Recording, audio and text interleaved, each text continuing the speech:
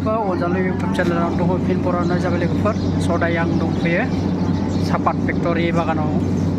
माबायाव दङ फेक्टरियाव दंफैयो आं सापात फेक्टरियाव सापात जाहाथे सापात बनायोना बे बुस्थुखौ बे फेक्टरियाव दंफैयो आङो दायो नायनो नागिरदों मा दं मा गैया आं दा उननि केमेराथिं देखायनोसै नोंथांमोनखौ नैफोरबायदि नायनो गोजौआव गाखोनायलांसै आं वाइ नै बेफोर साहा बिलाइआ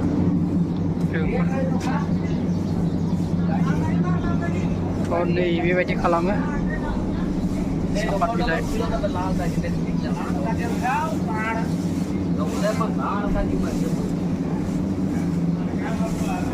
काम तो कितने स्टार्ट होता halo kiman man pai dorma dinate 250 taka 250 taka na oh et kiman man khai itu kibate area to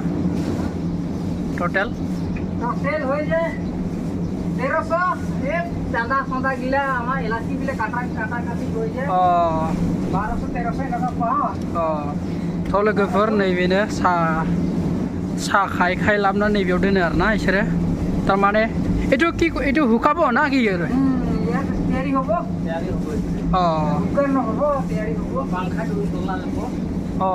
तैयारी होले ঠিক আছে সব এইটো সাইডও এনেকুৱাই ना थ' लोगोफोर नैयाव खालि दं दा इयाव गैला ओमफ्राय ओरै बनायगासिनो दङ ओमफ्राय ओरैलाय बिथिंबो फुरा रुमानो आरोना बेबायदि लोगोफोर दा ओंख्लायलांसै दिनै समबार ना दिनै बानासबो होयो नै लाबोगासिनो रुजुन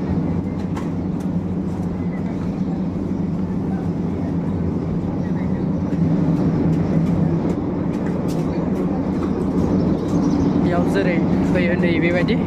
थारमाने बेयाव दोनसिगोन फांखा होयो आरो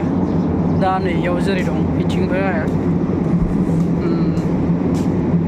नै बेबायदि खालामो आरो लोगोफोर नै बेबायदि फांखा होदों इयाव माने राननायनि बिथिंबो गासिबो दंजोबो आरो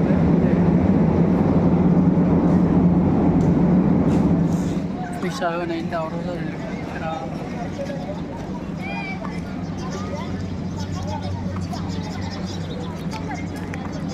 बिथिंगालाव खावसे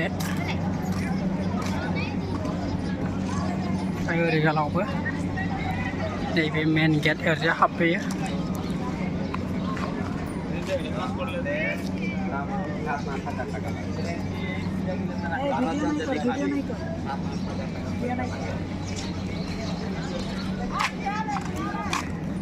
मोना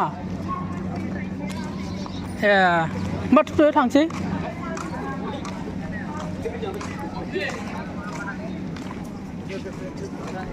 बिराद मानसि दं नै बागाननि साहा बिलाइ खाग्रा गोजा